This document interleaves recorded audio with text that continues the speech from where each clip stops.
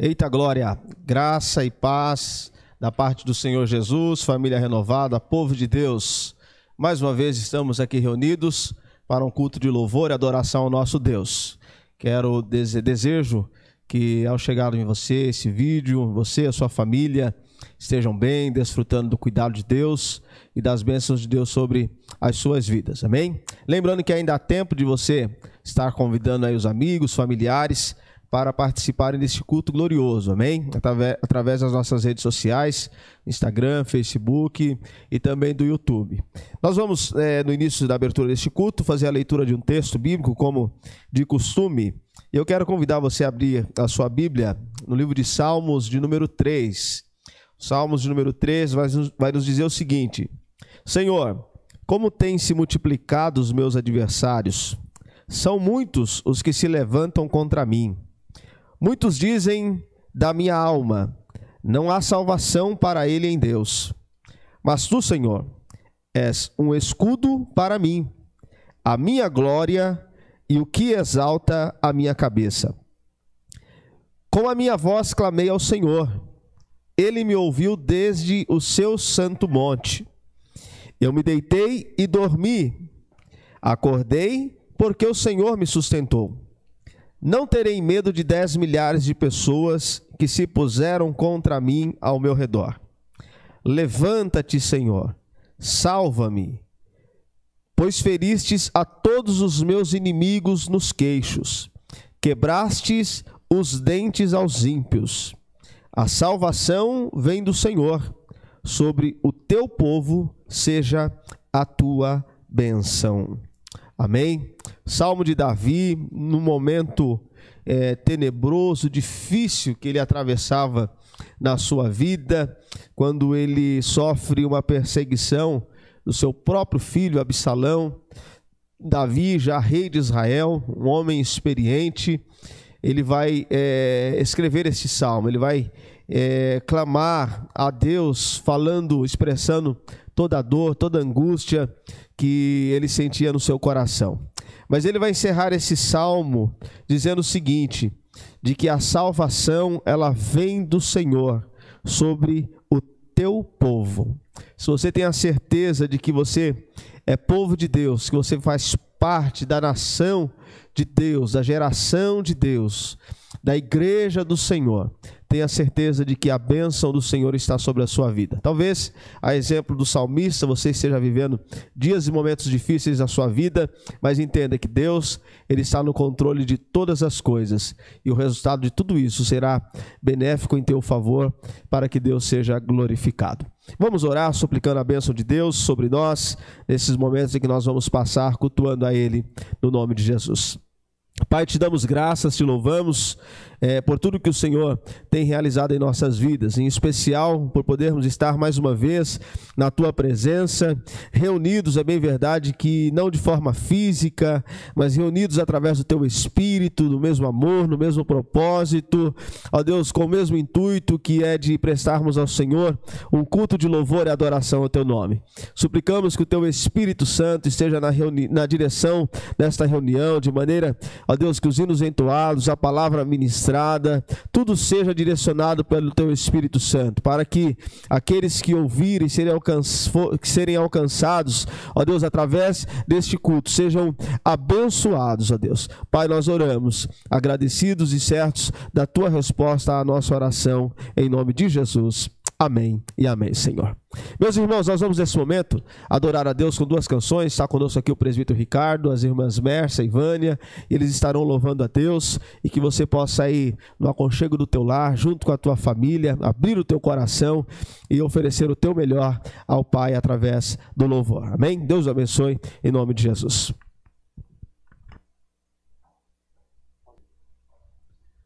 A paz do Senhor, igreja, boa noite a todos.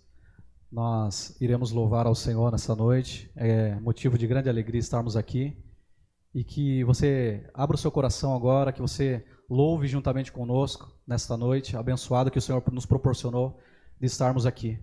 Esse louvor ele fala sobre as águas que representam o Senhor nas nossas vidas, o rio do Senhor, que nos traz vida, vida em abundância.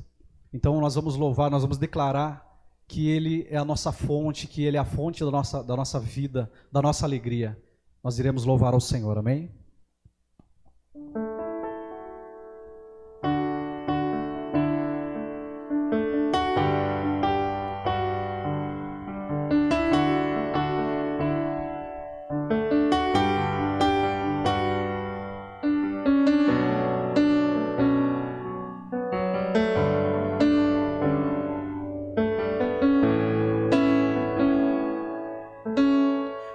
Existe um rio, Senhor, que flui do teu grande amor, águas que correm do trono, águas que curam, que limpam.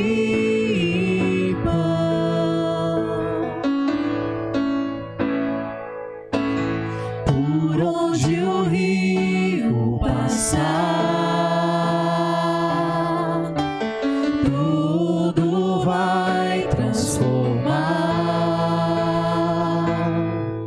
pois leva a vida do próprio Deus. Este rio está neste lugar.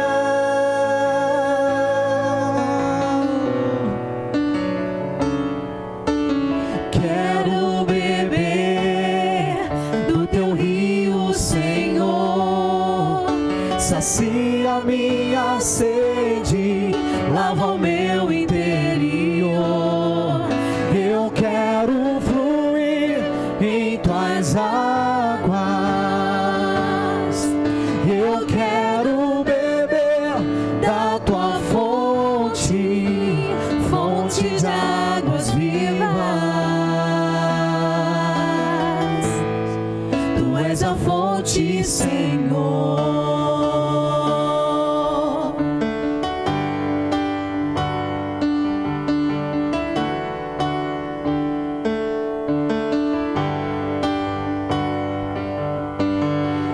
Existe um rio, Senhor, que flui do teu grande amor, águas que correm do trono, águas que curam, que limpam. Por onde ele passar, Por onde o rio passar, tudo vai transformar, pois leva a vida do próprio Deus. E esse rio está neste lugar.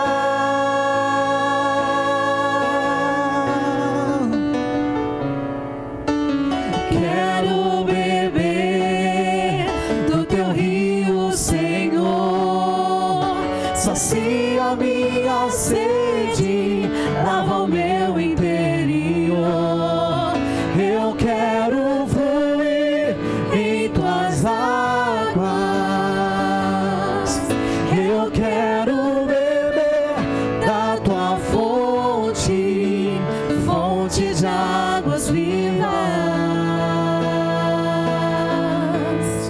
Tu és a fonte. Quero beber do teu rio, Senhor. Sacia minha sede, lava o meu interior. Eu quero fluir em tuas águas. Eu quero beber da tua fonte, fonte de águas vivas. Tu és a fonte, Senhor. Tu és o rio, Senhor. Tu és a fonte. fonte, Senhor.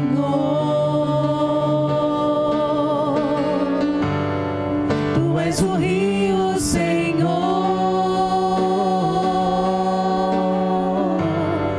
Tu és a fonte, Senhor.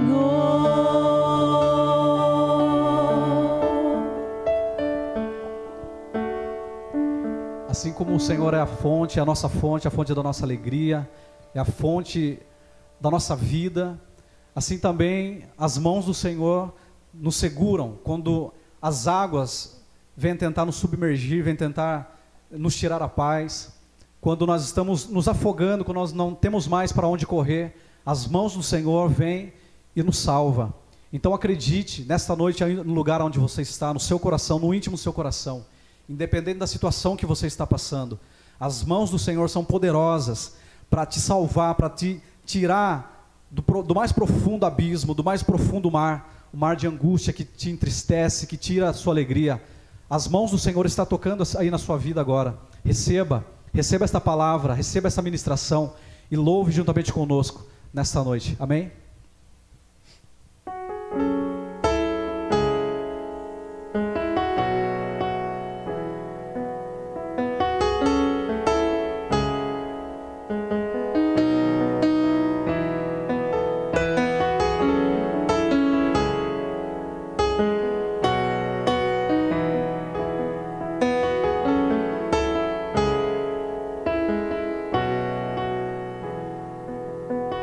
Se o sol se pôr e a noite chegar, tu és quem me guia. Se a tempestade me alcançar, tu és meu abrigo. Se o mar me submergir, a tua mão me traz à tona pra respirar e me faz andar sobre as águas.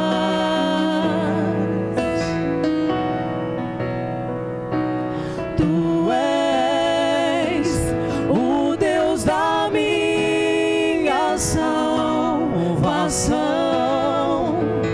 és o meu dono, minha paixão, minha canção e o meu louvor.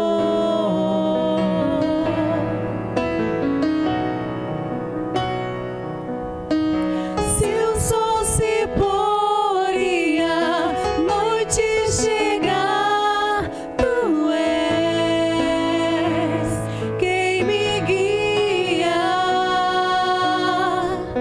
Se a tempestade me alcançar, tu és meu abrigo. Se o mar me submergir, a tua mão me traz à tona pra respirar e me faz andar sobre as águas.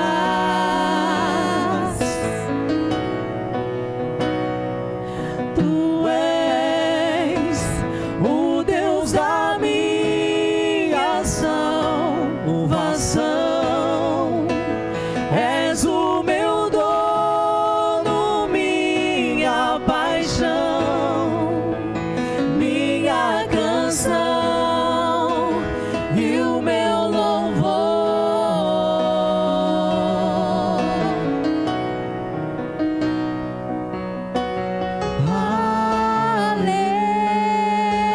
Aleluia.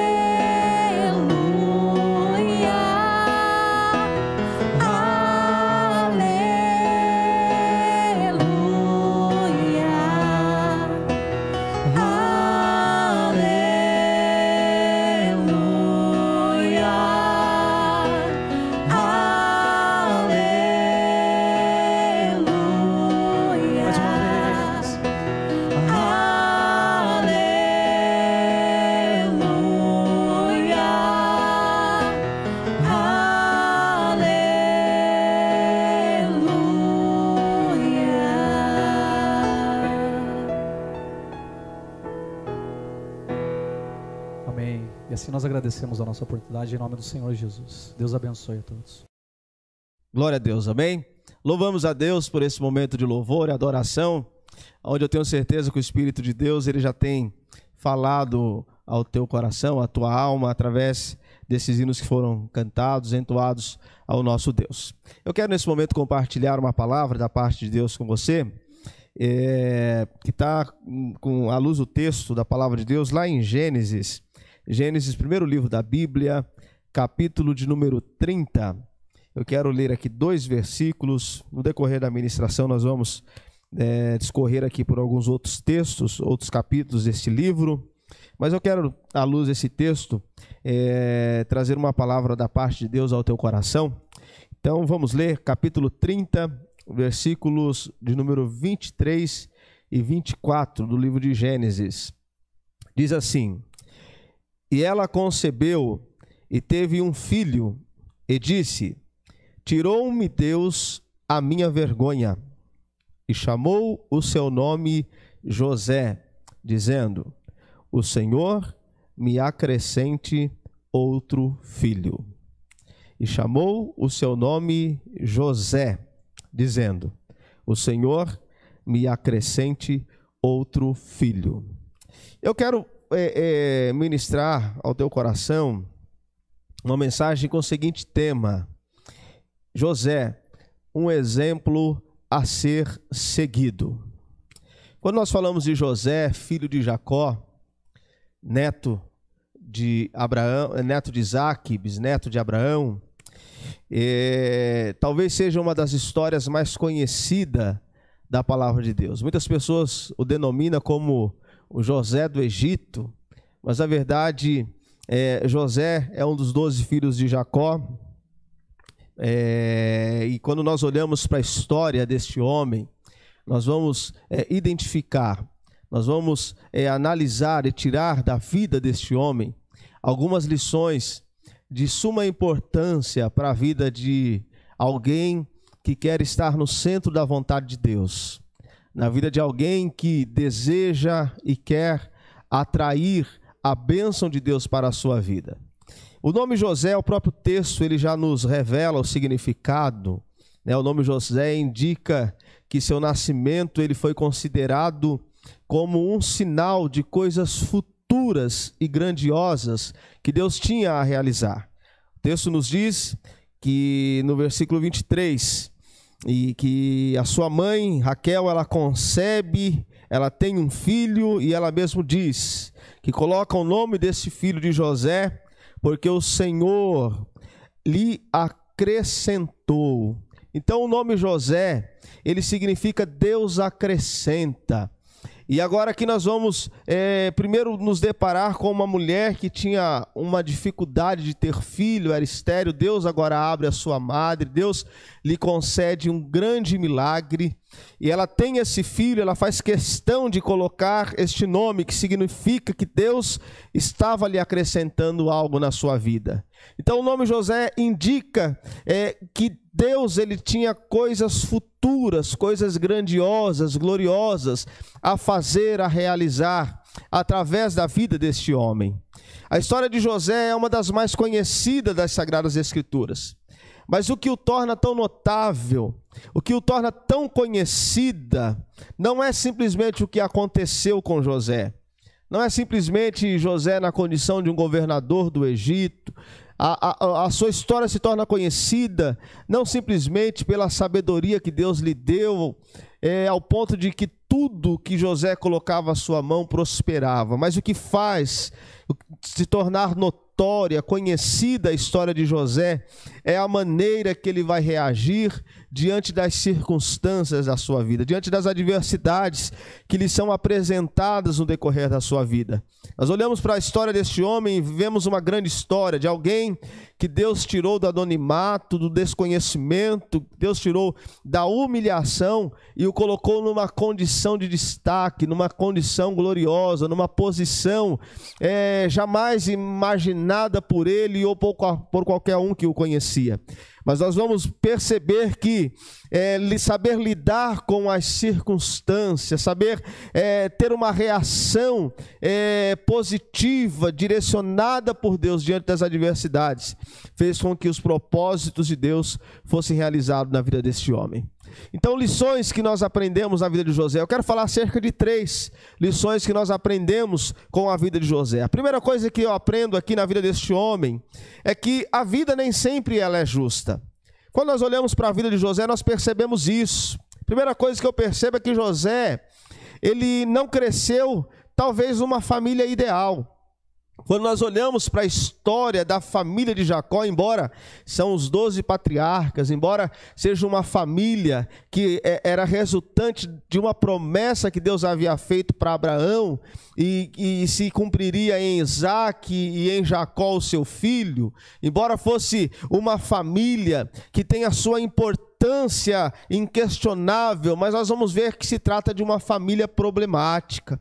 Quando nós olhamos para o capítulo de número 34, dentre tantas adversidades e situações adversas que essa família enfrentou, nós olhamos para o capítulo 34 e nós vamos ver que a única filha que Jacó tem, Diná, dentre todos os seus filhos, essa única filha, ela sofre uma violência,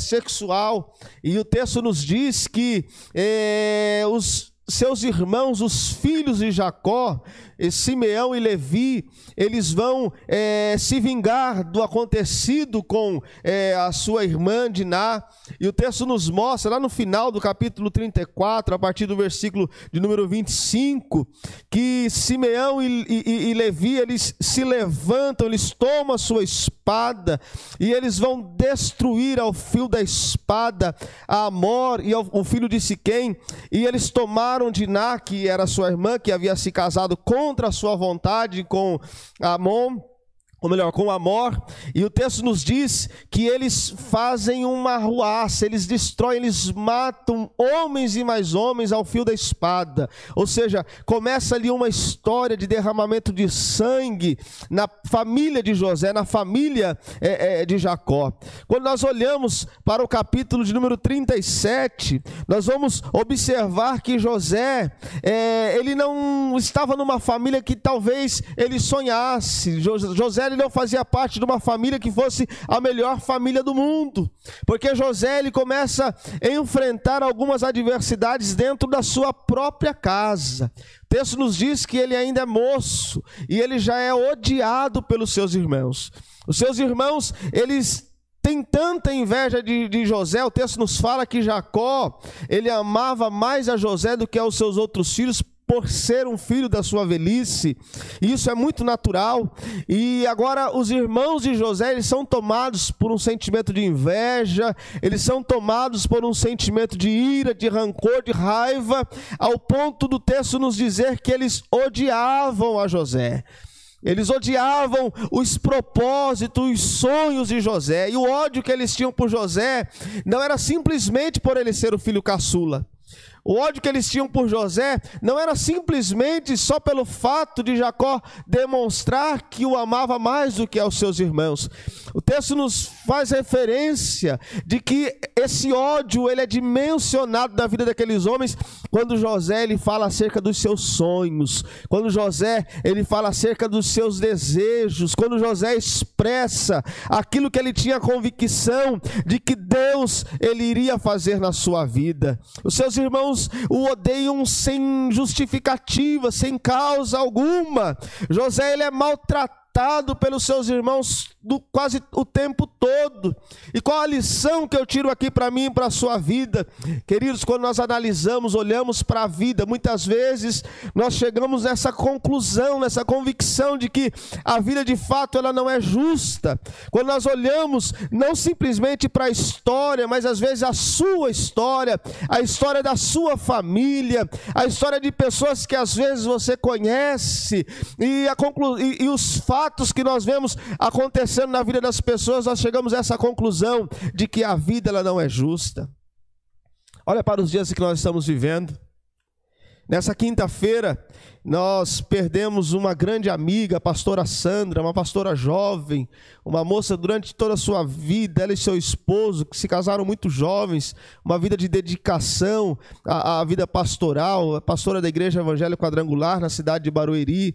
E de repente, ela e o seu esposo são tomados pelo coronavírus, pela Covid-19, e em questão de poucos dias a sua vida ela é ceifada. E quando nós olhamos para uma pessoa cheia de entusiasmo, dedicada à obra de Deus, à causa do Senhor, às vezes nós chegamos a essa conclusão de que parece que a vida não é justa.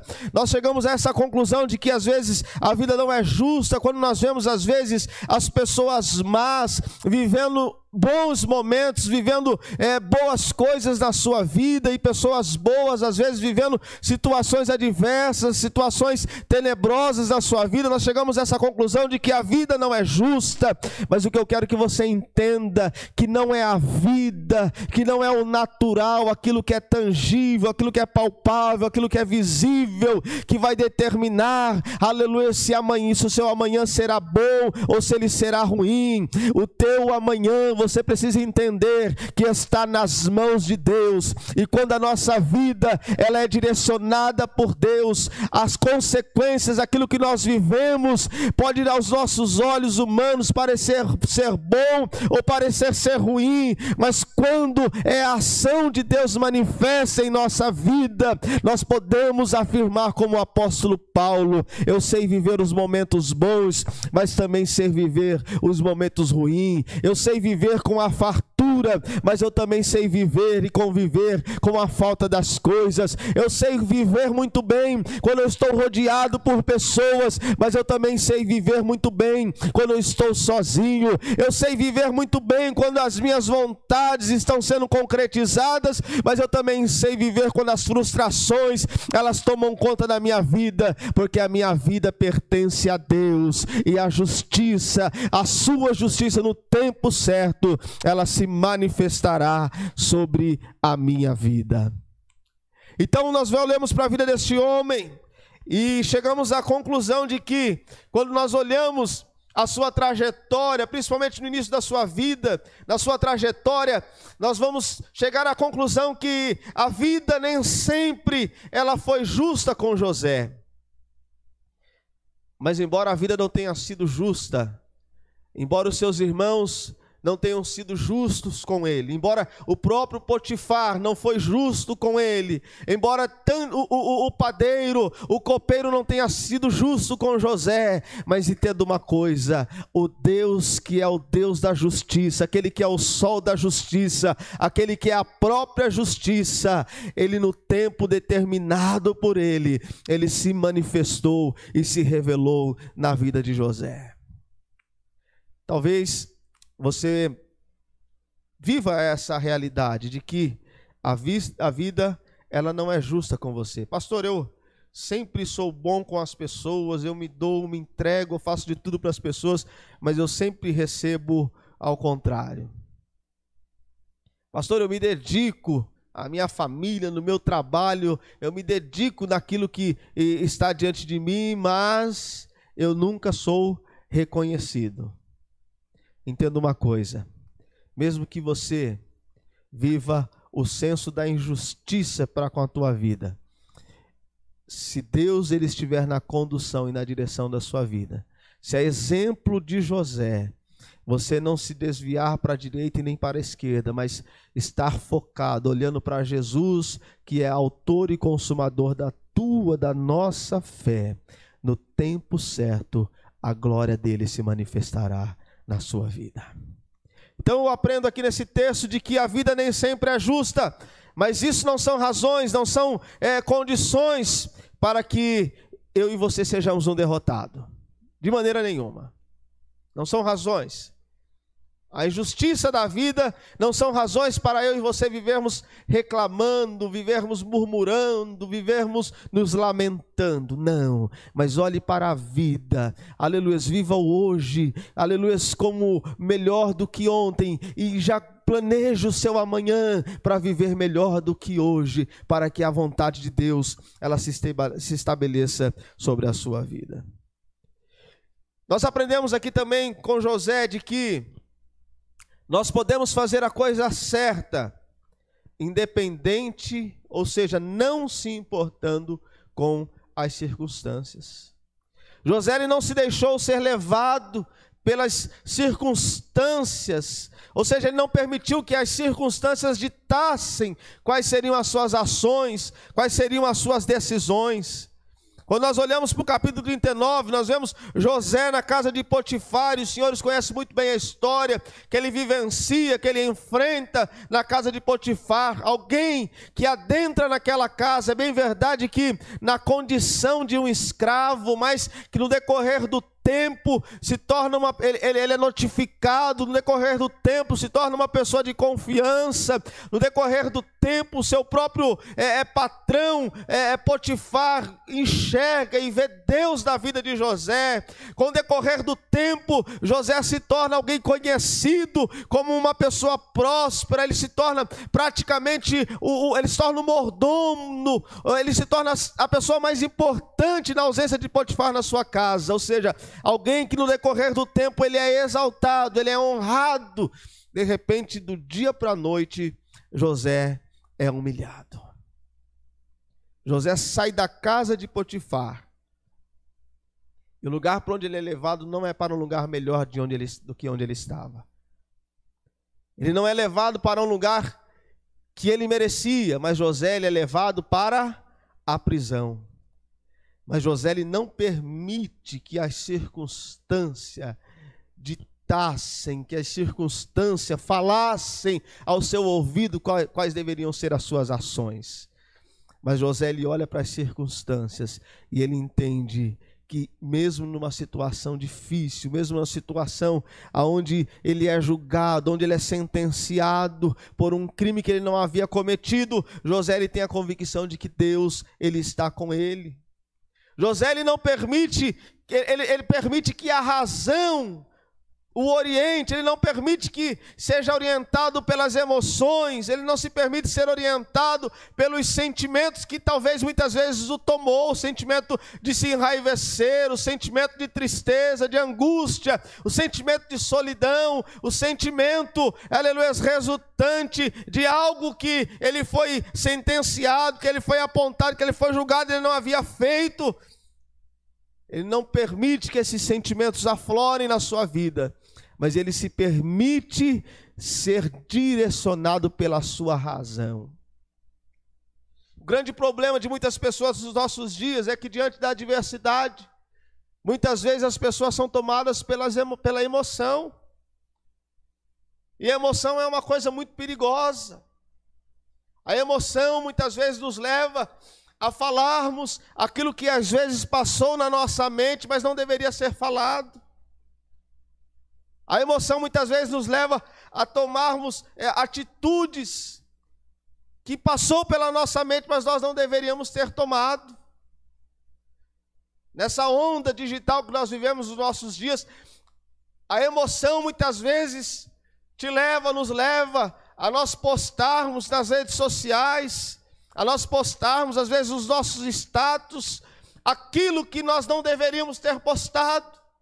As emoções, muitas vezes, nos levam a tomarmos decisões e termos atitudes que serão, aleluias, que trarão consequências gravíssimas sobre a nossa vida. As emoções nos levam, muitas vezes, a fazer aquilo que Tiago diz lá na sua carta, a nós falarmos palavras que se tornarão como morte na vida das pessoas, que trarão graves consequências sobre a vida das pessoas.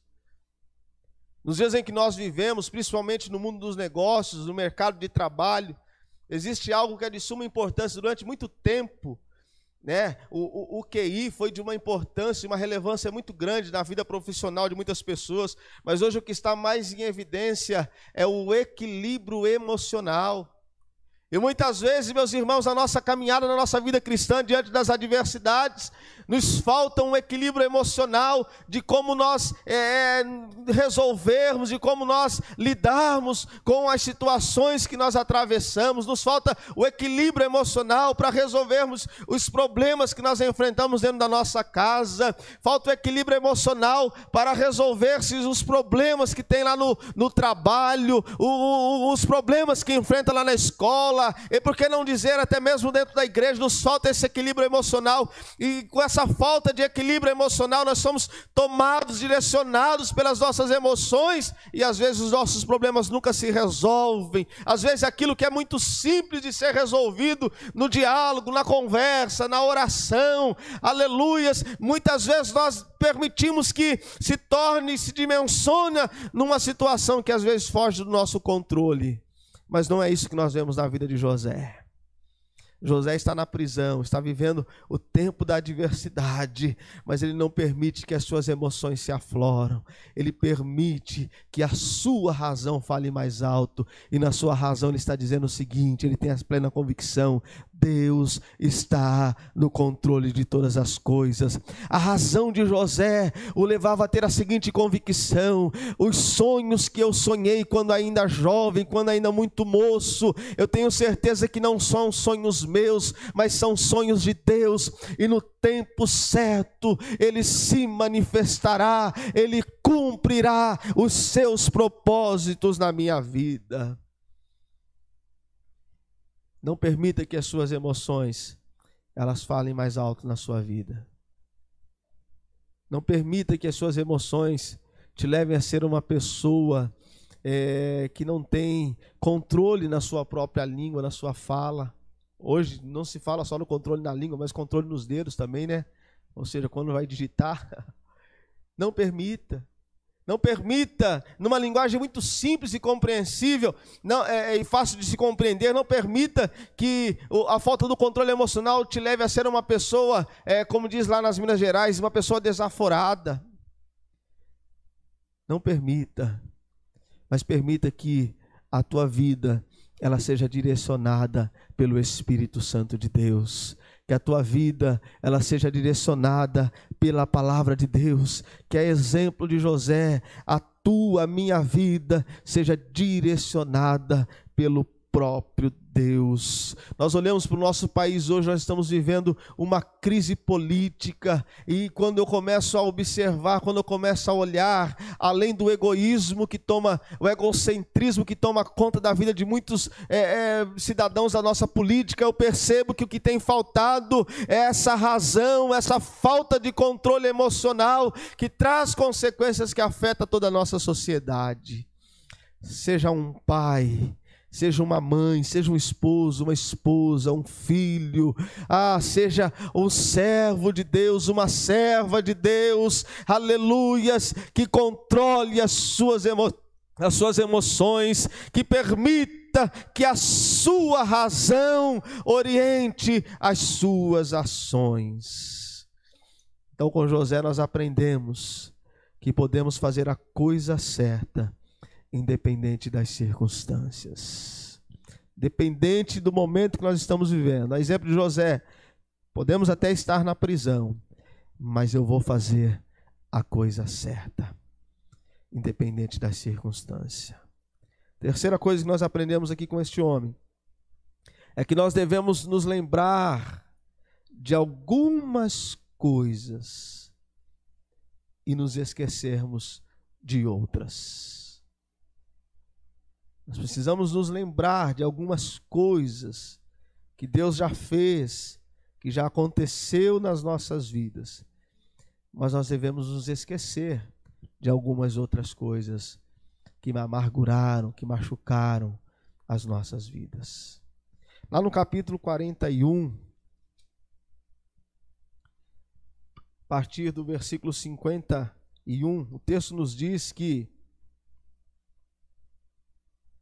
e chamou José o nome do seu primogênito Manassés, ou seja, o seu primeiro filho. José aquele já é governador no Egito, e ele tem o seu filho, seu primeiro filho Manassés. Por que ele coloca esse nome Manassés? Porque ele diz o seguinte: Deus me fez esquecer de todo o meu trabalho e de toda a casa de meu pai. José, quando ele tem o seu primeiro filho, ele coloca esse nome porque ele está declarando o seguinte, ele está esquecendo o seguinte: Deus me deu esse filho, Deus me deu esse presente para eu me esquecer de toda a trajetória dolorosa que eu vivi. Quando José expressa aqui esquecer a casa do meu pai, ele está falando se esquecer das tribulações, das aflições, das adversidades, das perseguições. É bom lembrarmos que José ele vai para o Egito na condição de um escravo, não é por consequência dos atos dos seus inimigos, não, mas consequência dos atos dos seus próprios irmãos, consequência da ira, da inveja, do ódio dos seus próprios irmãos. E essa é a razão que ele está dizendo: Deus me fez me esquecer de todo o meu trabalho. Ou seja, eu creio que passa na mente de José agora o momento que ele é lançado na cova, o momento que ele é tirado da cova, e talvez da esperança de que aquilo não se passasse de uma brincadeira dos seus irmãos, mas ele é tirado da cova e colocado sobre uma carruagem. Talvez passa na sua mente o momento que ele está se direcionando, sendo dirigido com aquela comitiva de ismaelitas, sendo levado para o Egito. Lá no Egito ele é vendido mais uma vez como escravo.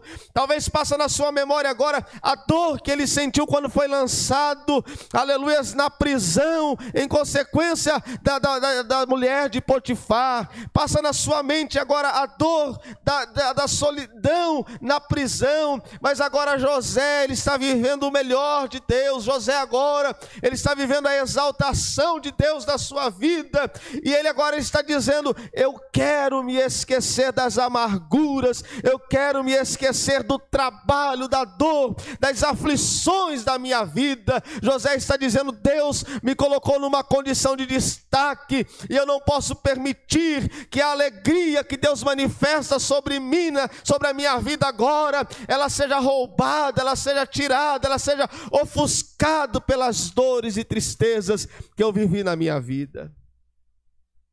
É o que acontece com muito de nós, irmãos. Quantas pessoas, é bem verdade que quando olha para a sua trajetória, é uma trajetória de dor, uma trajetória de humilhações, de traições, uma trajetória, sabe, de prisões, uma trajetória de sofrimento, uma trajetória dolorosa. Mas eu quero lembrar a você, aleluia, que só o fato de um dia você ter sido comprado e lavado com o sangue do Cordeiro é a razão de você se esquecer dessas amarguras. E a exemplo de José, dizer: Deus, declarar, afirmar: Deus, eu quero a partir de então, a partir de agora, me esquecer de todo o trabalho, de toda a dor, de toda a lamúria que eu vivi na minha vida. Eu quero me esquecer e viver aquilo que o Senhor tem feito e realizado na minha vida. José, ele se esquece das amarguras da sua vida. Eu disse que nós aprendemos com José que devemos nos esquecer de algumas coisas, mas devemos nos lembrar de outras. José, ele nunca se esqueceu do Deus dos seus pais. Ah, meus irmãos, lá no capítulo número 50, lá no último capítulo do livro de Gênesis, capítulo número 50, versículos 24 a 26, depois da morte de Jacó, José ele vai animar os seus irmãos, e José ele vai dizer o seguinte: antes da sua morte, na ânsia da sua morte, José agora, ele vai dizer o seguinte para os seus irmãos: eu morro, mas Deus certamente vos visitará, e vos fará subir desta terra para a terra que jurou a Abraão, a Isaque e a Jacó. E José, versículo 25, fez jurar os filhos de Israel, dizendo: certamente vos visitará Deus, e fareis transportar os meus ossos daqui. José, aqui na ânsia da sua morte, meus amados irmãos, depois de uma vida de provações, mas também uma vida de glória, depois de uma vida de humilhações, mas também de exaltação, depois de uma vida, aleluias, de solidão, mas uma vida rodeado também pelos seus familiares, pelos seus irmãos. José agora, ele vai dizer o seguinte na ânsia da sua morte: eu nunca me esqueci do Deus dos meus pais, eu nunca me esqueci do Deus de Abraão, de Isaque e de Jacó. E José agora, meus irmãos, ele vai se lembrar de que a terra, que é a terra dos seus pais, foi uma terra herdada e dada por Deus. Ele vai dizer para os seus descendentes: agora eu vou morrer, chegou o tempo da minha morte, mas o dia que Deus cumprir os seus propósitos, o dia que Deus cumprir as suas promessas, eu quero que os meus ossos sejam levados para a terra que Deus prometeu aos nossos pais. Esse tempo que José diz isso é um tempo de fartura, é um tempo de bênção, é um tempo de prosperidade para os hebreus que estão lá no Egito. Mas José sabia que o Egito era temporário, era só por um tempo, que aquele povo, eles iriam tomar posse, a descendência daquele povo tomaria posse da terra que Deus lhes havia prometido. José nos ensina aqui que nós nunca podemos nos esquecer de quem Deus é. Meus irmãos, é muito preocupante quantas pessoas às vezes têm uma atitude totalmente contrária a que José tem. É por isso que eu falo que esse homem nos traz algumas lições, porque no tempo da dor, da angústia, da provação, da humilhação, esse homem, ele nos traz uma lição de o que é temer a Deus, do que é agradar a Deus, do que é uma vida de serviço, de serventia a Deus. Ao mesmo tempo que esse homem, quando está vivendo o tempo da glória, quando está vivendo o tempo triunfante na sua vida, ele não vira as costas para Deus, mas ainda assim ele expressa a dimensão do amor que ele tem por Deus. E é preocupante que nos nossos dias quantas pessoas estão virando as costas para Deus, estão abrindo mão de servir a Deus, e as razões dessas decisões é porque estão aprofundadas em problemas, em angústias, em situações adversas. Ou seja, no outro extremo nós vamos olhar pessoas que também estão se afastando de Deus, virando as costas para Deus, e as razões que essas pessoas estão fazendo isso é por causa das bênçãos que Deus manifestou sobre ela. Ou seja, eu tenho uma boa casa, eu tenho um bom carro, eu tenho um bom emprego, eu tenho amigos, eu tenho isso e aquilo, então Deus fica em segundo plano. Essas são as razões, os motivos de eu não ter uma vida de compromisso com Deus. Seja como José, no tempo da provação e da luta, seja grato a Deus, mas no tempo da alegria, no tempo da bênção, seja grato a Ele. Assim como José nunca se esqueceu de Deus, ou melhor, assim como José não se esqueceu de Deus, Deus também, Ele nunca se esqueceu de José. O tempo todo da vida de José, fosse na prisão, na cova, fosse no trono, Deus sempre esteve com José.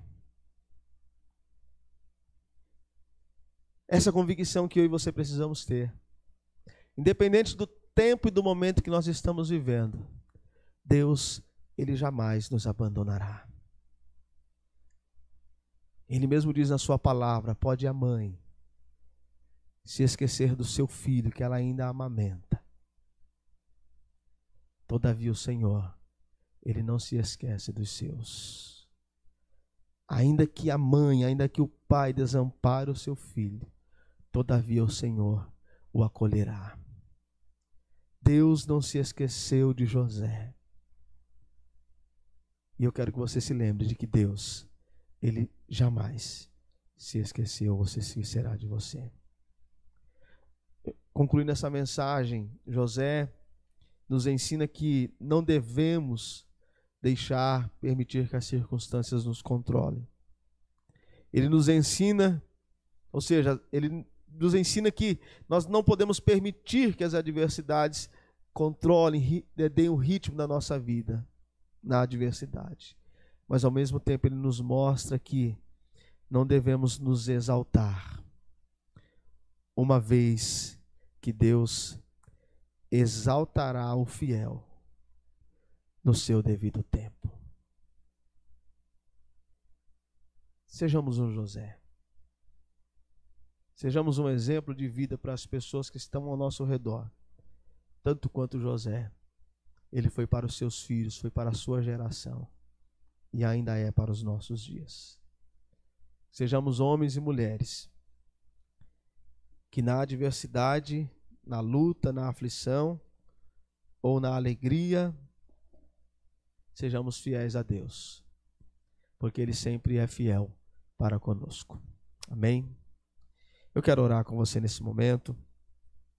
Se você puder, curva a sua cabeça, feche os teus olhos e eu quero orar com você. Deus, eu quero te bendizer por esta palavra que o Senhor traz ao nosso coração. É bem verdade que quando nós olhamos para as nossas lutas e para as nossas adversidades, comparando elas às que José enfrentou e atravessou na sua vida,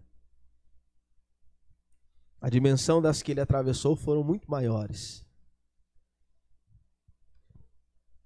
Mas tu és o mesmo Deus que agiu na vida deste homem.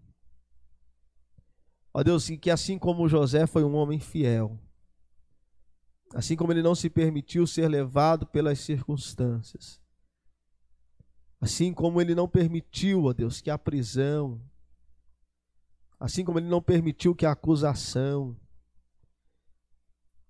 que a inveja, que o ódio contra a sua vida frustrassem os seus sonhos, o fizessem desistir. Que seja assim na vida dessa pessoa que me ouve, que me assiste nesse momento.